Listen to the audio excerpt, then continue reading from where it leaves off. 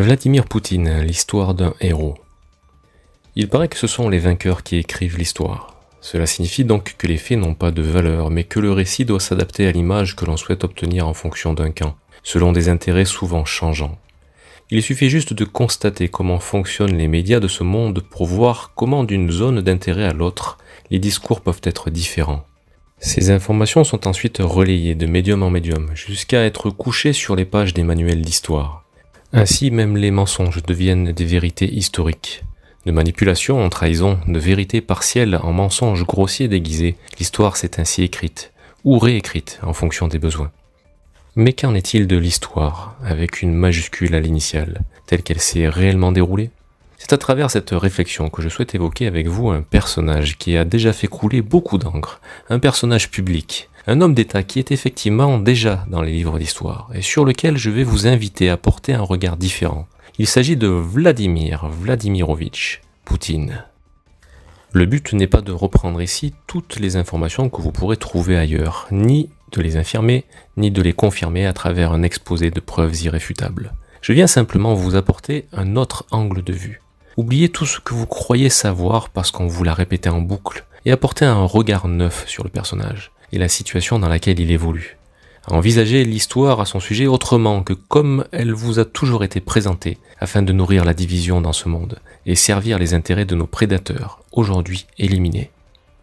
En 1952, lorsque Vladimir est né à Leningrad dans une famille modeste, il portait en lui un germe, une information enfouie profondément dans son inconscient, suffisamment profondément pour que ni lui, ni personne d'autre ne puisse le découvrir avant l'heure.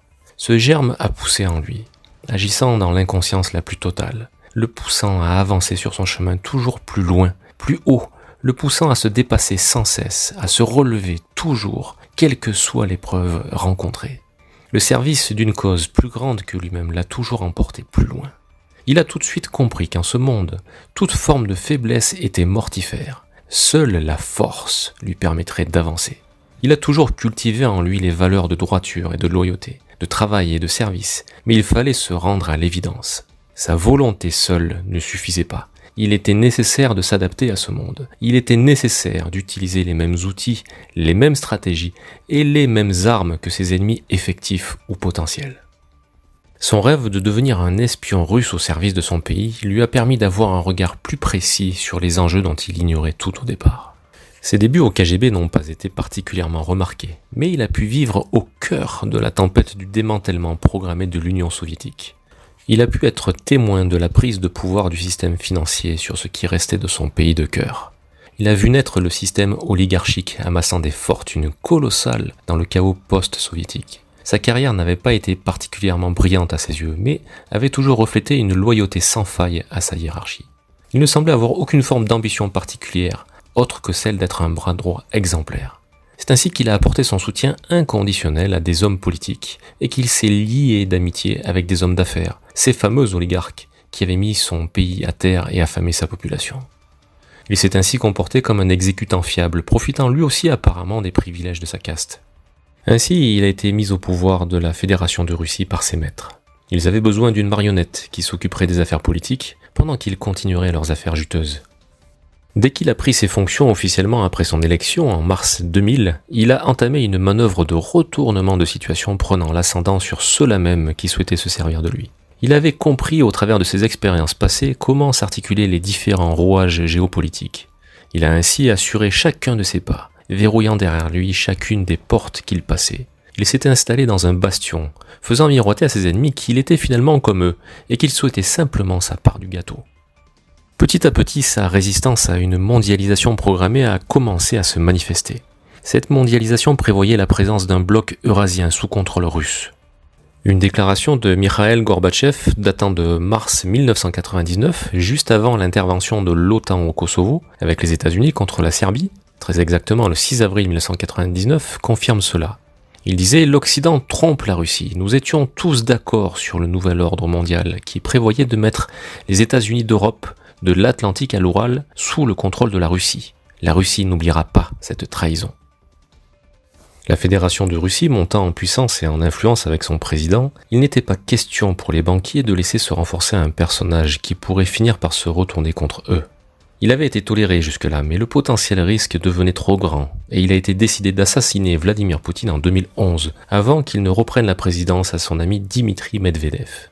Un plan avait été élaboré afin d'exécuter le gêneur, et de le remplacer par un sosie programmé à suivre les ordres.